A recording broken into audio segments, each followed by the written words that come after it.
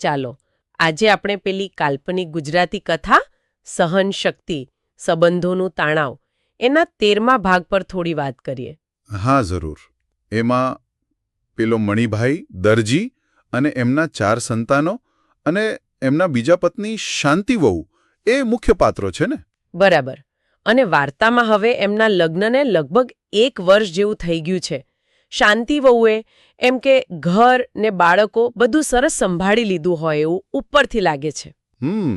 તો આજે આપણે એ જોવાનો પ્રયાસ કરીશું કે આ 1 વર્ષમાં વિશ્વાસ જે દેખાય છે એ અને કદાચ ભવિષ્યમાં શું થવાનું છે એના સંકેતો કેવી રીતે વણાયેલા છે. હા, કારણ કે ઘણીવાર જે દેખાય એ હોય નહીં. શરૂઆતમાં બધું બરાબર લાગે, પણ શું ખરેખર એવું છે એ જોવું રહ્યું. બરાબર. તો 1 વર્ષમાં એમણે શાંતિવહુએ ખાલી મણિભાઈ જ નહીં પણ આખા ગામનો વિશ્વાસ જીતી લીધો છે. બધા એમના વખાણ કરે છે. હા, બાળકોની સંભાળ ને ઘરકામમાં તો એમની કુશળતા દેખાઈ આવે છે. એટલે મણિભાઈ પણ હવે થોડા નિશ્ચિંત થઈને પોતાના દરજી કામમાં ધ્યાન આપી શકે છે. એ તો છે. પણ અહીંયા જે વિશ્વાસની વાત છે ને એ કેવી રીતે બન્યો એ રસપ્રદ છે.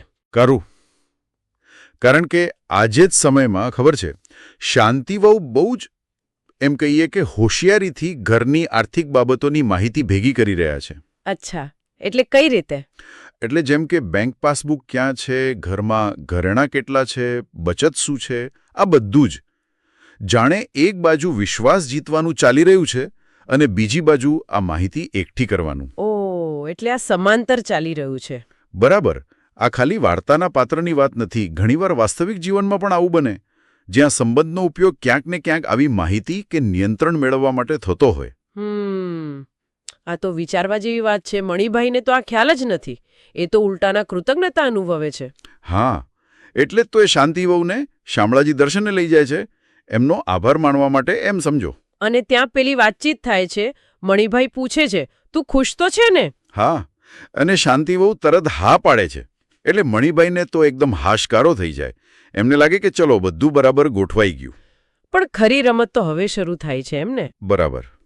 જુઓ, શાંતિવહુ કેટલી ચતુરાઈથી વાતને દીકરીઓના ભવિષ્યની જોગવાઈ તરફ વાળી દે છે. હા, એ વાત તો છે જ. અને મણિભાઈ એ તો ભોળપણમાં કે પછી પૂરા વિશ્વાસમાં પેલી જમીન વેચીને જે પૈસા આવેલા એ ક્યાં રોક્યા છે, કેવી રીતે રોક્યા છે, એ બધી જ વાત કરી દે છે. બાપ રે, આ તો જાણે પૂછપરછ થઈ ગઈ. એમ જ સમજો.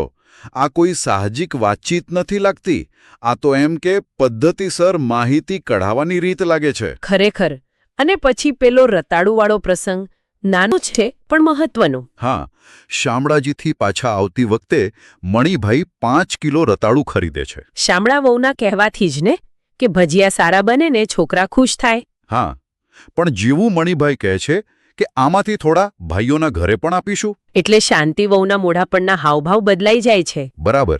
બહારથી તો કંઈ નથી બોલતા, પણ મનમાં શું વિચારે છે? આ તો ભાઈઓનું પણ વધારે પડતું ધ્યાન રાખે છે.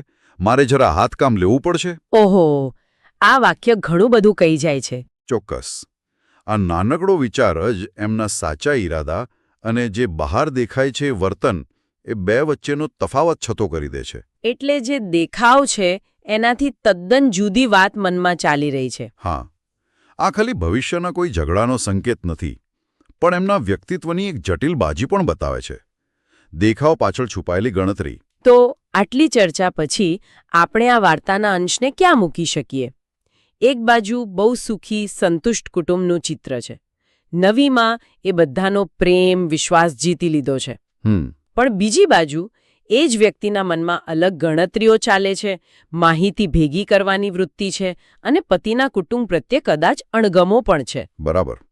આ બે ચિત્રો એકદમ વિરોધાભાસી છે અને લેખકે અહીંયા બહુ કુશળતા વાપરી છે. કેવી રીતે? જુઓ, એકદમ વિશ્વાસનું વાતાવરણ બનાવ્યું છે, પણ સાથે સાથે શાંતિવહુના વિચારો અને નાની નાની ક્રિયાઓ દ્વારા શંકાના બીજ પણ રોપી દીધા છે. હા, એ વાત સાચી છે. અને વાર્તાનો અંત એ તો અધૂરો જ છે. હા, એ જ તો. એક દિવસ મણિભાઈ પાસે શાંતિવહુએ માંગણી કરી. બસ ત્યાં વાર્તા અટકી જાય છે. આ અધૂરું વાક્ય બધું બદલી નાખવાની તાકાત ધરાવે છે. એટલે હવે એ વિચારવાનું કે એમણે એવી તો શું માંગણી કરી હશે. બરાબર. શાંતિવહુની અત્યાર સુધીની વર્તણૂક, એમની આ માહિતી ભેગી કરવાની રીત અને એમના મનના વિચારો જોઈએ તો એમની એ માંગણી શું હોઈ શકે? એવી કઈ વાત હશે જે આ દેખીતી શાંતિમાં ભંગાણ પાડી શકે? અને કદાચ મણિભાઈના ભોળપણનો અંત લાવી શકે? આ સવાલ સાથે જ લેખક આપણને અહીં છોડી દે છે આગળ વિચારવા માટે. ખરેખર રસપ્રદ વળાંક પર વાર્તા આવીને ઊભી છે.